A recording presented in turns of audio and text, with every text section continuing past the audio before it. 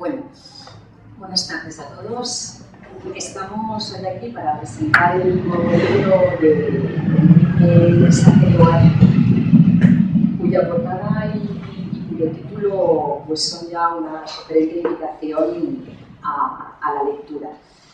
El libro viene acompañado, viene precedido de un prólogo de Norberto Codina, que para quien no me conozca, pues es, entre otras muchas cosas, el director de la Gaceta de Cuba, una de las más importantes publicaciones de la isla, que ha atendido muy especialmente al mundo de la poesía, a la poesía. Bueno, gracias Enrique por escribir este libro. Para todos aquellos que tuvimos un cierto contacto con Cuba, con la poesía cubana, pues creo que es muy importante. También creo para todos aquellos simplemente amantes de la poesía. Quisiera también dar las gracias aquí a Rodolfo Hasler por haber aceptado la invitación a presentar este libro. Yo creo que Rodolfo es el más adecuado para hablar de esta poesía, que es una poesía existencial, por un lado, me parece. Ahí está el exilio como un modo definitivo casi de quedarse en la propia patria. Esa es la gran paradoja del exilio muchas veces. Una poesía política también, esa oscuridad de los imperios de la que hablas en un poema, ese futuro sin pasado que construye las conquistas, también me parece de otro verso.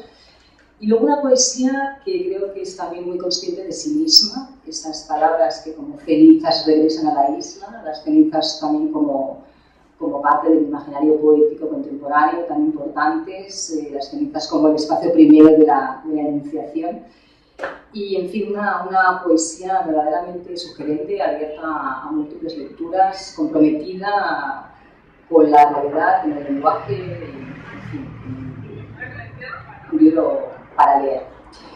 Le doy la palabra ya a Rodolfo, muchas gracias por estar aquí, que va a presentar muy bien este libro.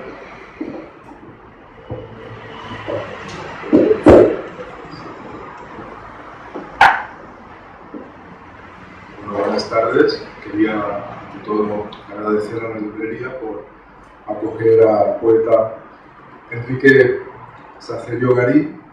Y bueno, gracias a vosotros por haber venido. Y gracias a Virginia, también tengo yo que agradecer a Virginia Trueba el haberme preguntado si quería hoy acompañarla en la presentación, porque ha sido realmente un placer, ha sido un motivo para leer, acercarme a esta novedad, ¿no? Este nuevo libro que acaba de salir en Madrid. Realmente ha sido un gusto la lectura que os invito con todo el empeño que leáis. He escrito estas palabras para acompañar, ¿no?, la lectura que dará Enrique después. Enrique Sacerio Gari, poeta cubano, nacido en Sagua la Grande, Cuba, en 1945, reside en Estados Unidos, donde se doctoró en la Universidad de Yale. Ha publicado Comunión, poema concreto, y poemas interreales en Estados Unidos y Madrid en 1991 y 1999 y en La Habana en 2004. Ha publicado varios libros de ensayos y antologías. Es profesor en la Universidad de Pensilvania y ha traducido al inglés a Pablo Neruda y a Lewis Carroll al castellano. Como vemos en esta breve nota indicadora de su trayectoria literaria, se trata de un poeta cubano que ha desarrollado y publicado su obra fuera y dentro de la isla. Algo que personalmente quiero destacar, pues me parece importante siempre romper muros, exclusiones e incomunicación en uno de los panoramas poéticos más destacables de América Latina, que se encuentra, por cierto, repartido en numerosos países del mundo y, por lo tanto, en contacto y dialogando con numerosas escenas de creación. La poesía de Enrique Sacerio Gari es, ante todo, y me gustaría empezar por ahí, una poesía para lectores habituales del género. Como en cualquier materia creativa, para poder comprender y disfrutar, es necesario un grado de familiaridad con la materia. En la poesía de Sacerio Gari, el nivel de exigencia personal es elevado. es una poesía culta, lo que no quiere decir para nada que se trate de una poesía hermética o referencial. Y de hecho es un poeta respetado y leído por esa inmensa minoría que son los poetas, lo cual ya es mucho. Enríquez Acerio Garí escribe como vive. Vive la poesía en una total entrega. No se trata de un juego, aunque a veces esa ronda o esa acechanza o el hecho de ocuparse de lo que no está lo pueda parecer.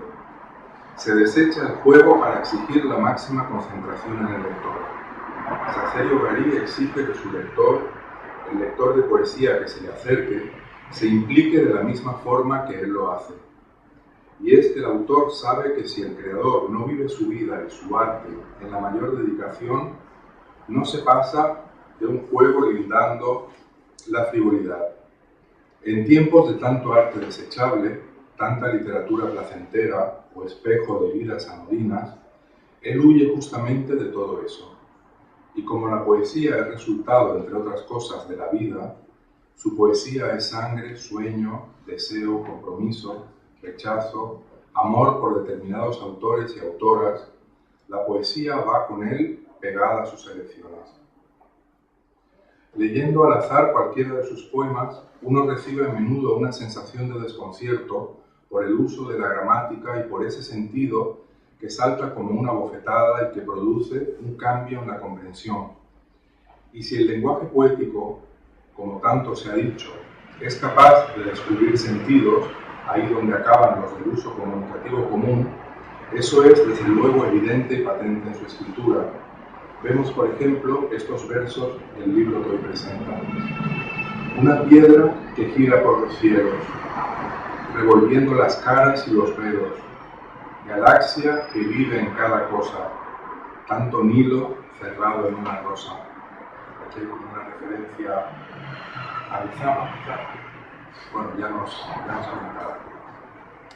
Algo sucede y ese acontecimiento es potente, se impone, y ya acaecido quiere quedarse, y claro, no se puede ya modificar.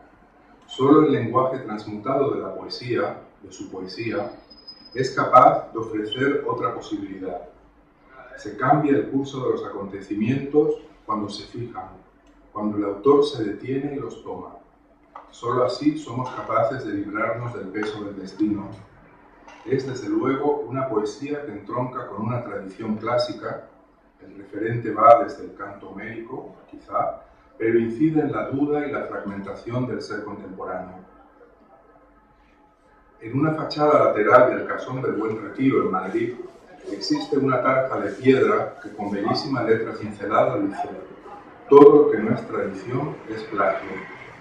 Esa podría ser una premisa importante en la poesía de Enríquez Acerio Garí.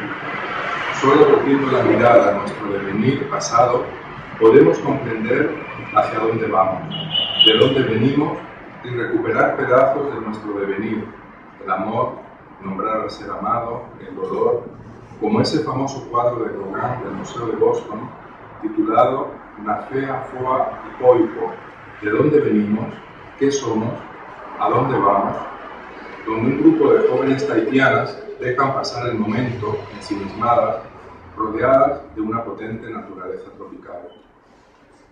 Sin citar, sin nombrar, sin escribir, ya no puede estar. Es una necesidad. Y estamos ante un tema fundamental de la creación, la necesidad. Casi diríase que vivimos tiempos en los que nada se hace bajo esa motivación, como si la necesidad quedase relegada a un segundo plano tras la búsqueda de un rápido rédito. Y qué pena, pues todo lo que se hace por esa necesidad, por esa urgencia en la que nos va la vida, nos hace un poco más libres. Y llegamos al punto final y definitorio, la escritura poética como una apuesta por la libertad, la liberación de ataduras para poder decidir por uno mismo. Ese recorrido es una iniciación, un largo camino que tiene un comienzo pero no fin. Va con uno, en una segunda piel, la misma vida. Por ese camino, Acerio Garí encuentra todo aquello que toma o rechaza, y sobre todo, toma un nuevo lenguaje, el suyo, su propia voz. ¿A qué lado está el herido?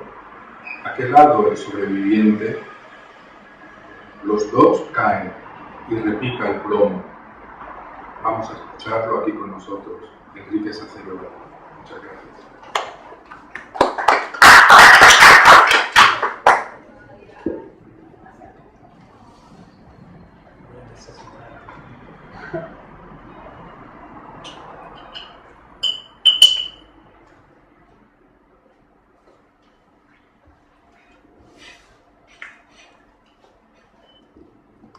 Bueno, primero quiero agradecer a Libre y a Rodolfo y a Virginia por los trámites que hicieron y también a los ausentes, en particular a Shus Lama, que tuvo mucho que ver con este acto. Quiero agradecerle todo el trabajo de organización.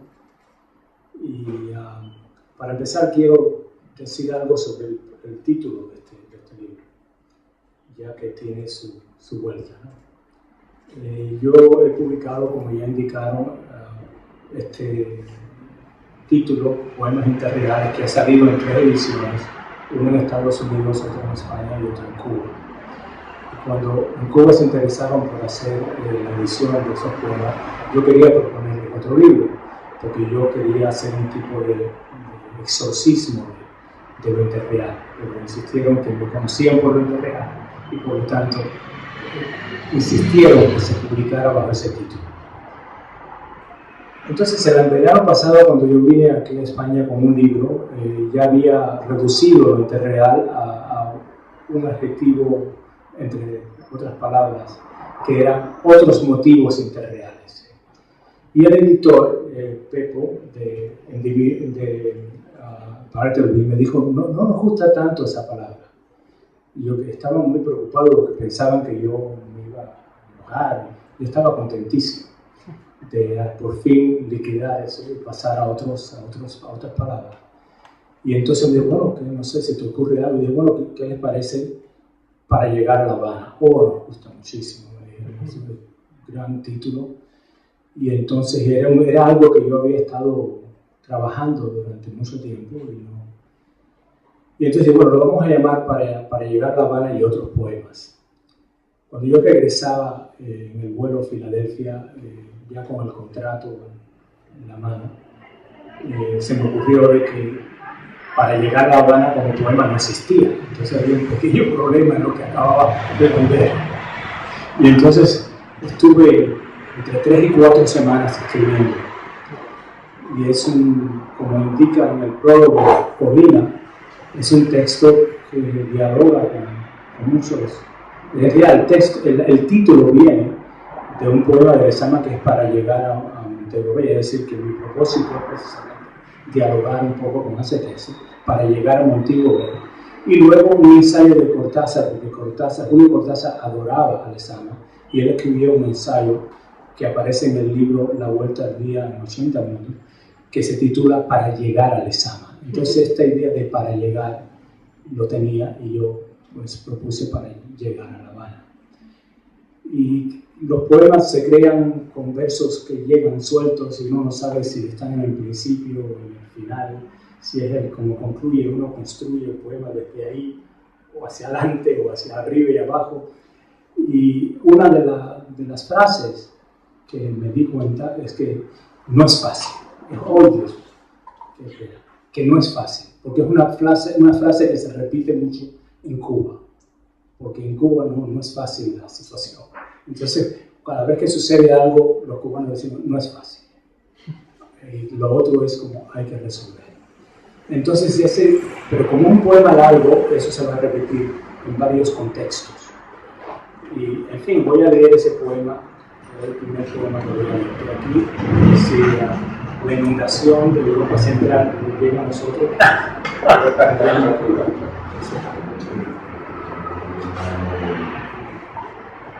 Yo siempre digo que cuando mis hijos derraman todo, yo considero que es algo genérico y yo soy responsable. Entonces alivia mucho la cuestión para los niños. ¿Cómo? Sí, me acerco más.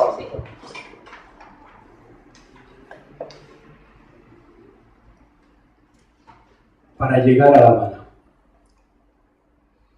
No es fácil ver los huesos blandos de lo innombrable entre las molduras del espacio que busca la mirada del vacío, o el pájaro que se iza de las nobles ruinas germinando espirales de carne de su propio fuego. Con ansias, con frente sosegada, hay que querer saber para que emane hacia los ojos más profundos, sin mapa ni guía, como hilo de agua de las sierras cubanas, el pensamiento hecho nube sobre la bahía. Más allá de los nortes que baten las cuadras fractales del aire del malecón y las firmes estatuas, hay que andar como por bosque de verde claro, entre sombras móviles, con el golpe de sangre en las sienes, sin recordar sonsonetes ni chispas comerciales. Las palmas crean la coreografía de espaditas clavadas por los campos, o reales, patrióticas, en recintos consagrados, picoteadas del azar marino y celeste que nos dispersa y nos une. El deseo múltiple sabe lo que falta y lo busca a contrapelo por los relámpagos y el tacto del vacío. Es el volver repetido, descortando olas, afán coral del paisaje viable, cielo rojizo que va preñado de agua hacia el mogote.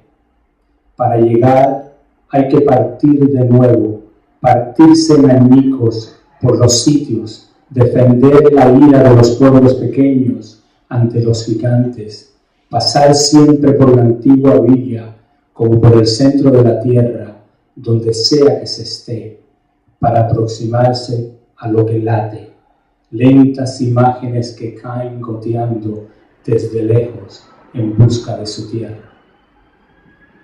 No es fácil llegar a La Habana por Estados Unidos.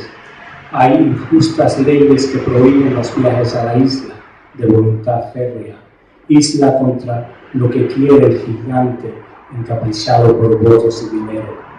Hubo épocas de tierra esfumada, de mapas meteorológicos, tiras que dejaron de ser familia, familias enteras fragmentadas por cegueras políticas y Martí prevaricado por locutores propagandistas que puntean con cáncer el ojo de la isla sin examinar las vigas apuntaladas de la península. Cae un alfiler en la Manigua y se oye en Miami. Se deshace un Everglades y se grita incesantemente sobre los ruidosos alfileres cubanos. ¿Cómo se hacen las maletas diaspóricas tan llenas todas de angustias de sobrepeso de separación, carga de los caracoles, apetrazón nublada en el pecho? ¿Será abuso de aerolíneas y aduanas, o la borra del café en la garganta, o el tiempo que pasa y pesa? No es fácil llegar a La Habana ni cuando se aterriza, porque Sagua es mi tierra, turbonada de recuerdos, dimensión familiar, música que dio a Machín, murales soterrados de Lufredo, cauce que enseñó a Albarrán a cumplir con su nombre de tierra y extranjero, ciudad torrente que nos arrima, Villa de Mendoza, donde se volatiza La Habana lejana. Allí está el gancho de la puerta a las memorias. Al ritmo del campanario gótico y tambores de Villalegre se siente la transparencia fluida de cada gota de agua antes de la desembocadura, de las sábanas que huían del bagacillo asaltado, del azúcar y del acero, del charco de la palma, de los remolinos del huije, de naranjas robadas y caimitos sensuales, del alambique y las verbenas, de chiringas valientes y papalotes perdidos, de titanes inmarcesibles, independientes de color y veteranos olvidados, de santos jesuitas y curas en el bayú, de lentos trenes a la playa y coches de caballo bajo la lluvia, de batidos de mamey frente al parque, de danzones ante sillas de hierro vacilantes, del triunfo antiguo y virtuosos mártires de una huelga heroica, del encanto del cine y helados japoneses, de despedidas de duelos antes de cruzar la línea y duros fríos de melón que preparabas de madrugada antes del largo día de trabajo en la bodega, punzadas de frío dolorosas que ahora me queman las sienes por tu muerte. Y te veo frente al arte, tu sonrisa y manos generosas, donde salían fotos coloridas de la niñez, y vuelvo a escuchar los dichos de tu boca.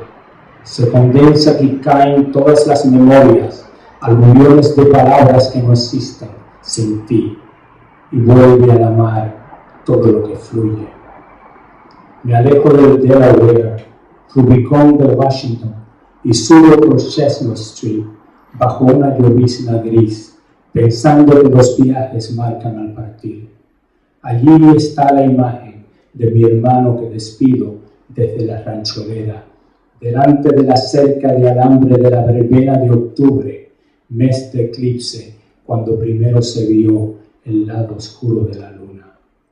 Fue larga la noche anterior, de brazos sostenidos, de nubes que volvían como icacos desde los manglares. Las huellas del camino, alejado de la isla, se pierden en la arena y solo salen a la vista las sendas de las partidas que devuelve la resaca. Nunca logro llegar a La Habana por donde sea que ande, sin volver a partir, desgarrándome de sagua, madera de mis marcos, madre del río, honda ciudad que sigue dando en mí.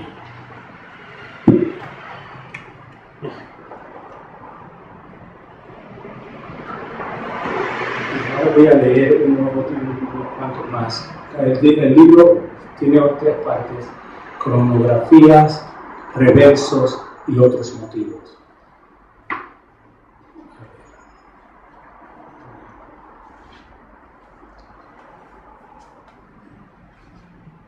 Ciclón en oasis.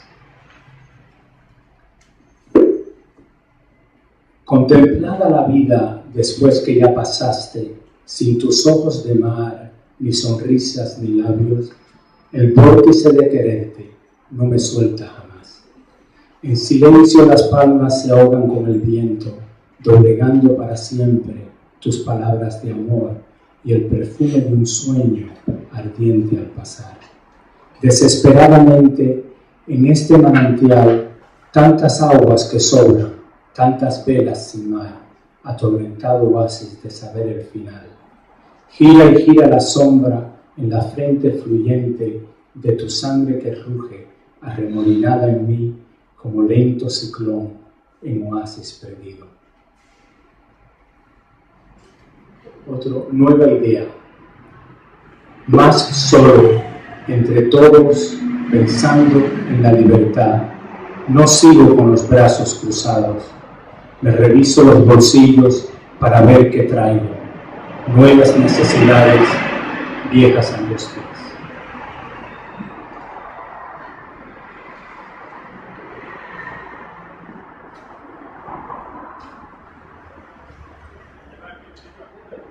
Este otro tiene que ver con La Habana también, se titula La soledad en La Habana. No se trata de silencio, hay pregones y escobas, colchones, mantecaditos en la memoria, timbres de bicicleta, hermanos que se llaman por la ventana, voces altas que discuten y se quieren. Los boteros captan las señales, un flechazo de mano por el aire, por la 31, los melones llegan al mercado inalcanzable, mágicas pizzas de A10 en las esquinas, paladares estratificados para todos los gustos y gustos en las plazas y los cuartos para los turistas. No es fácil anclar la soledad en La Habana, hallar en el apuro callejero la solitaria que reclama intersticios del porvenir de las memorias. La 180, la 42, la Castellana, la Sexta, Market Street, la Diagonal, Línea, Doña Blanca, Rua Garret con Pessoa, Piccadilly Circus, picadillo en las calles de Misagua, céspedes y carne ribalta, y se sabe al caminar por tantas ciudades del mundo. Solo se lleva el pueblo chico en los nervios electrizantes de la soledad. Bueno, vamos a acelerar un poco porque... Bueno, voy a leer algo de reversos, menos poemas de lo que pensaba, pero uno de ellos tiene que ver con la portada de este libro. Es una obra de Fuster que se llama La Catedral del Helado y es David y Diego. Es una conversación, una relación semiótica con la película Fresa y Chocolate. Y es una obra que yo cuando compré a Fuster, la compré en Madrid hace muchos años, a Clara Caballero, una querida amiga. Y entonces, después de escogerlo como portada, digo, bueno, pues yo voy a añadir algo más aún para estas relaciones semióticas, el cuadro, la película, y entonces este poema que se titula Por la Catedral del Helado.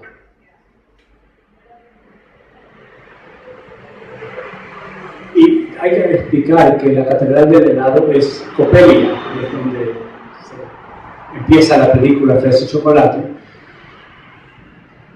enorme, y allí es una parte del problema cubano, es que hay varias colas. Hay una cola en moneda nacional y una cola en moneda dura.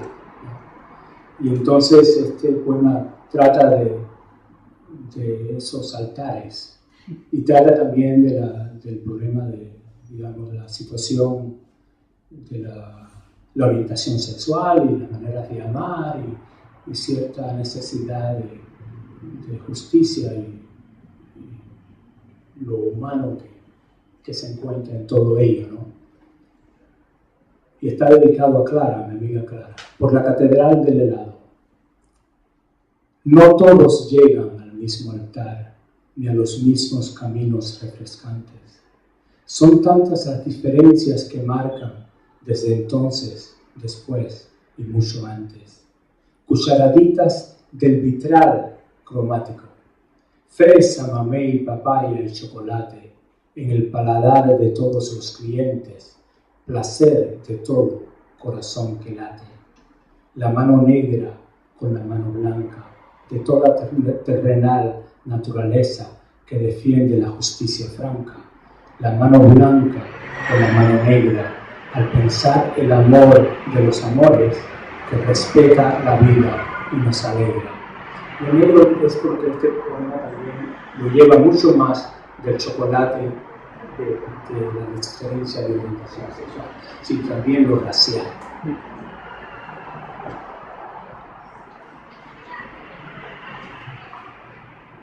Bueno, esto es un cortito aquí, que se titula Contorno. Reverso es una sección que dialoga con otros poetas, y en este caso más bien dialoga con el cuadro de la película, por eso es verso sobre verso. Contorno. Hay una palabra próxima que no existe, la mano del manco que acaricia, una luz de narciso en el desierto, que es el toro de la nada que nos cuenta. Hay una palabra que falta, que se escapa por los granos y las gotas, algo humano que resiste y da vueltas, la noche en la tinta del crepúsculo. Hay un poema que dice todo lo que siento, que quema los silencios, las cenizas de la historia, dando vueltas, escribiendo las palabras que faltan. Y voy a pasar ya a la última sección, que es la sección más política, porque, en fin, que varias personas me han indicado que yo me he atenuado un poco con este libro. Los otros libros, las otras ediciones son poemas muy políticos, pero esta sección es muy política y tiene que ver, parte de dos poemas sobre la guerra de Irak, o mi oposición a la guerra de Irak. Y voy a leer uno de ellos. El primero, que se titula Complejo Militar Informativo, tiene que ver con la invasión de Irak. Y el segundo se titula Monodia polifónica y es durante la destrucción, es una reacción a la destrucción de la ciudad que es Fallujah, que fue verdaderamente desaparecida casi. Y hay una tensión en el título, monodia polifónica. La monodia es un solo tono, ¿no? Porque es una elegía, el tono elegíaco. Y lo polifónico, pues ahí entra en contradicción. Es una gran contradicción la guerra, ¿no? Hay algo ahí que no hay un concierto en el título. Y lo polifónico tiene que ver también por tres partes. Tiene que ver con el efecto de la guerra y tiene que ver con los padres, las madres y los niños. Específicamente el impacto que la guerra tiene en las familias. Que mueren son familias enteras. 1. Hermano debajo de los escombros, pastor de arena sin nombre que buscó lo verde y se hizo pueblo entre los ríos. Te saco el sol y a la luna para que vean tu cara y tu cabellera y tiemble la tierra en batalla tan injusta. Relinchan las estrellas contra el fuego dirigido que cae sobre tu lecho. Eras padre en tu morada, en tu tierra, corazón de rebaño en el desierto, ramas a la vera de las aguas, y transformaron tu trigo en cardo, y en tus ojos cayeron colinas peladas y aguas muertas. Mueres en la vida, vivirás en la lluvia que busca sus charcos. 2. Hermana viuda en la tarde sin mañana, preparas berenjenas rellenas de cordero, la lengua del juez que resuena y delata los crímenes contra tu pueblo. ¿Quién te diera un prójimo de paz? ¿Quién te diera una posada en el camino que huye de la guerra?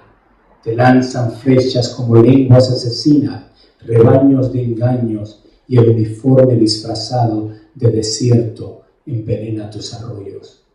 Tus párpados de lamento volverán a las plazas para despertar en grito unido y romper la guarida de los chacales. 3.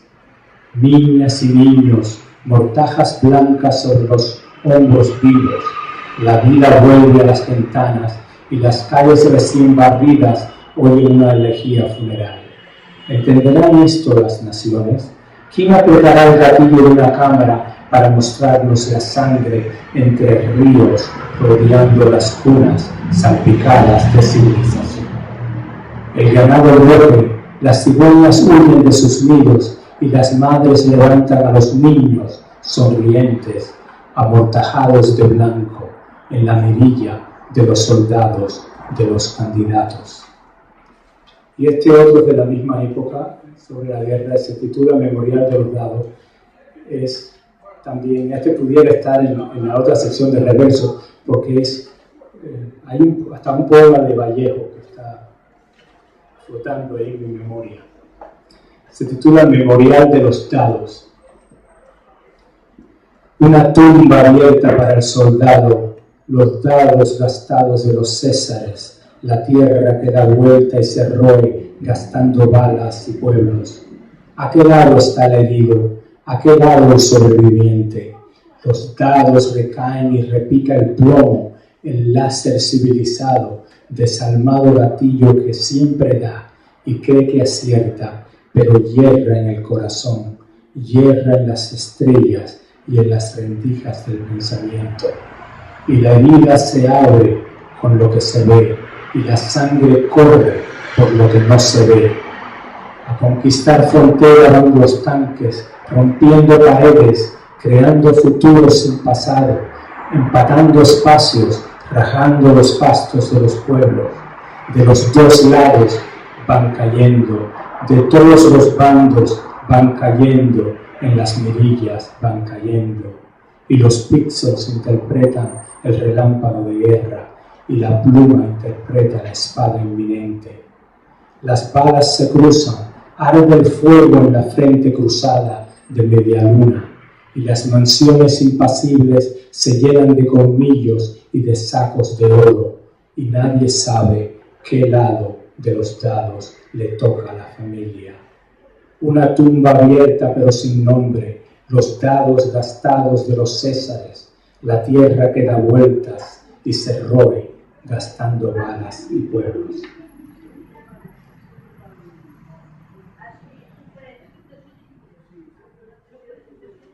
Y el último poema que voy a leer es el último poema del libro, si no me equivoco, que se titula Lares Múltiples. Y este poema,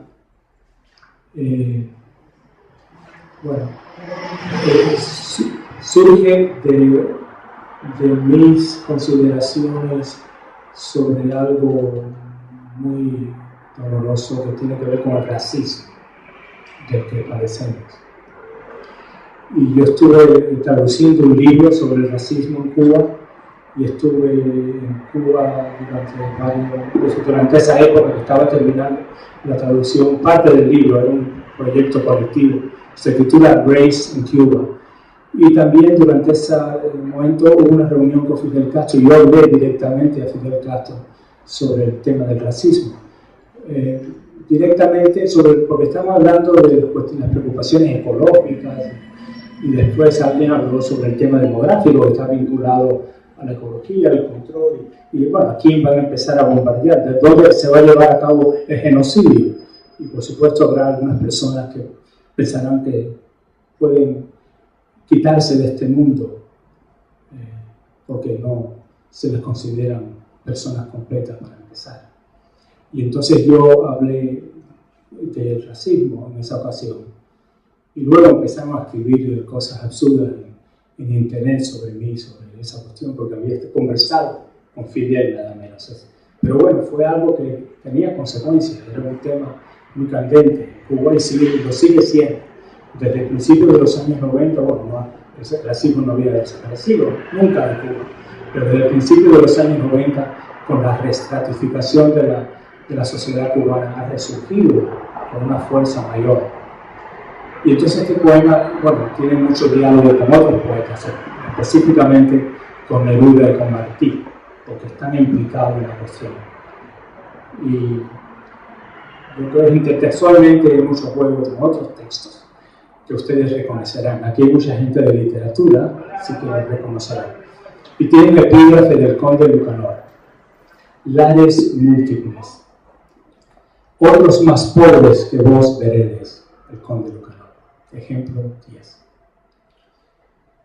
Neruda nos enseñó a ver dos mundos en la Tierra, a entrar en el átomo con telescopio para abrir la puerta de los elementos y mostrar las veredas de lo verde y del fuego. Los mapas descoloridos sufren la deuda externa de los trueques impuestos por los globalizadores de palo de hierro. Y no hay firmamento de paz y alegría, ni madres sin guerra, pero hay un dolor mayor, la deuda externa que todos mantenemos con el color, el racismo que opaca las estrellas enterradas en el pecho. También dos tierras rotan con el mundo. Una tierra lucha con su ritmo natural, con todas sus fuerzas, por cada brote crepuscular, por los horizontes coloridos, por los frutos sin máscaras, con los fieles azules del ozono. Y otra tierra tiembla de pecho vacío, recogiendo claveles destrozados, flameando de llamas rojas, o soñando con la otra, llena de panes perdidos en ilusión o frenesí. Por los campos marchitos corren los carros borrachos de gasolina.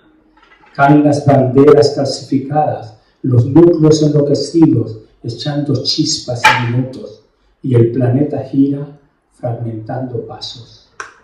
Volvemos el rostro y sentimos los estados de la doblez. Dos tierras, dos mundos, noche y día, las dos islas en una Cuba de Segismundo. En la fragmentación se vive múltiple y trasladado, para ser uno, para ser una. Vivamos las dos tierras, la del núcleo de lava cabellera verde y manos de diosa, y la otra que sangra con nubes que queman el aire y enturbian el cielo. Por las dos hay que escribir para defender el tuétano henchido de balas y flores, entretejiendo al planeta de rostros diferentes con la misma sonrisa. Martí sintió las alas de la tierra, 2 alas para moverse el canario y los gavilanes, repicando los latidos del corazón del sinsonte y del quetzal. Vislumbremos 2 patrias como una, las 2 manos de Martí, Cuba y la noche de los poetas. Muchas gracias.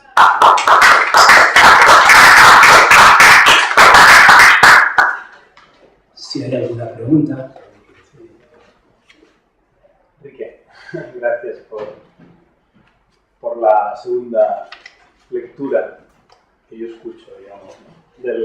del primero, pero no había escuchado este último y te quería preguntar si es casual que sean el primero y el último del texto, textos que se refieren a tu patria, ¿no? En este sentido, desde un sentido más, a lo mejor, en este último caso más universal, con el tema del racismo, y en el primer caso desde una óptica más personal, como es la identidad. Digamos, ¿pretende ser un inicio y un cierre o lo traspasa de manera transversal todo el libro, la identidad? Bueno, en realidad, si lees el libro pensando en esos 2 poemas, vas a encontrar a Cuba, hasta en poemas cuyo título no se refieren a nada político. Es decir, va a haber ecos hasta en poemas que son de amor, vas a encontrar referencias. Entonces Cuba aparece por muchos lados sorprendentes. En parte yo creo porque como para llegar a La Habana dice claramente, ¿no?, que es el partir lo que me marca. Es decir, yo no puedo llegar a La Habana porque siempre estoy partiendo de Sagua. Hay un famoso poema de Gertrudis Gómez de Avellaneda, un soneto muy conocido que se llama Al partir. Y una de las imágenes de ese poema yo lo utilizo para llegar a La Habana. Ella es al partir, entonces es cortando olas, y hay un momento en que yo hablo de descortando olas.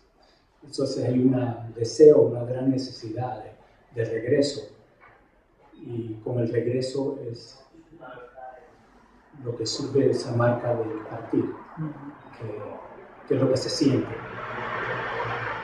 ¿Tú empezaste a escribir en Cuba antes de irte o en Estados Unidos? No, yo empecé a escribir en Estados Unidos. Tenía 14 años. Me interesaba la poesía, pero no había escrito nada en Cuba. Bueno, no había escrito tareas. ¿Y cómo fue tu acercamiento a la poesía cubana? ¿Cómo empezaste a realizar ese camino, ¿no? ese interés? ¿Cómo lo desarrollaste? Bueno, leyendo, pero también tuve la suerte de tener algunos profesores que eran también practicantes, ¿no? Y reconociendo que hay una tradición, en el mismo Nicolás Guillén, por ejemplo, que es muy hispánica, que al fin y al cabo nosotros aprendemos mucho de la lectura de los grandes poetas españoles. Entonces ahí, y también por supuesto Darío y Martí, importante. Pero yo diría que Neruda y Vallejo son los que más me impactaron a mí, sin duda. Eso. Absolutamente, claro, fue lo que leí, releí. Entonces, como llego, pues, leyendo y releyendo mucho, ¿no? Y después también dando alguna clase de poesía. Pero estando en Estados Unidos no debe ser fácil el acceso a la poesía específicamente cubana. seguramente habrá traducciones de algunos poetas, pero no debe ser fácil. Lo comento porque aquí a mí me pasó lo mismo, ¿no? Yo en un momento dado inicio esta búsqueda, pero no fue fácil porque las ediciones de poetas cubanos son escasas. Bueno, allí había librerías en las Américas, en Nueva York, para empezar, es decir, había librerías. Y es interesante, yo recuerdo que en high school en Nueva York, uno de los primeros libros que yo saqué fue un libro de grandes poetas ingleses. Es decir, de alguna forma, y no sabiendo tanto en inglés, ¿no? Sentí la necesidad de buscar una densidad en la expresión. De alguna forma, la necesidad de expresarme, de comprender por lo que estaba pasando, me llevó a buscar poéticas. Y entonces, después tuve, ya hablé un poco contigo de esto, una profesora, Josefina Romo Arregui, que es una poeta extraordinaria de las olvidadas del 27, y ella tuvo un gran impacto en mí, y tenía un grupo de poetas. La primera vez, bueno, yo leí con el grupo, incluía poetas puertorriqueños, uno de Víctor Fernández Fragoso, fue un poeta muy bueno de Nueva York, que con Dolores Prida, una de las turbas comarcas que se conoce, y otros formaron el grupo La Nueva Sangre en Nueva York. Y entonces yo leía con Víctor en Connecticut. Y la primera lectura así más pública que hice fue en el Ateneo puertorriqueño. Entonces, Manhattan es una ciudad puertorriqueña y donde han vivido grandes poetas. Además, vamos a decir, los versos sencillos de Martí se publican en Nueva York. Así que encontrar la tradición literaria en el exilio es algo muy natural para los cubanos. Heredia, como Padura ha explicado también, es decir, es gran patriota, pero que vivió la mayoría de su vida fuera de Cuba. Entonces ahí hay algo, una densidad importante, es decir, la necesidad de expresar, que llevó la poesía. Y yo también practiqué la poesía concreta, visual, en cierto momento. Entonces, yo conocí con la cita de Borges y Carpentier, creo que en poesía hay Borges, y no solo Borges, para mí no es una poesía tan cubana, que a lo mejor soy una ignorante, sino una poesía profundamente metafísica. Cuando has dicho que empezaste leyendo a los ingleses, sin entenderlos. Vale, dato que yo no conocía. Para mí tu poesía, sí, por supuesto que Cuba siempre está presente. Por supuesto. Pero a mí me resulta una poesía mucho más metafísica de lo que podría parecer el título. Profundamente metafísica, en la línea de Borges y de otros. Ya sabes que yo soy una quebediana, bueno, una loca quebediana, que todo me recuerda mucho a Borges, a metafísicos ingleses, y siempre en el fondo, siempre tengo ahí a Quevedo que me acompaña. Y me ha gustado por eso, me ha interesado. ¿Quieres que te lea un poema que recuerda a Quevedo?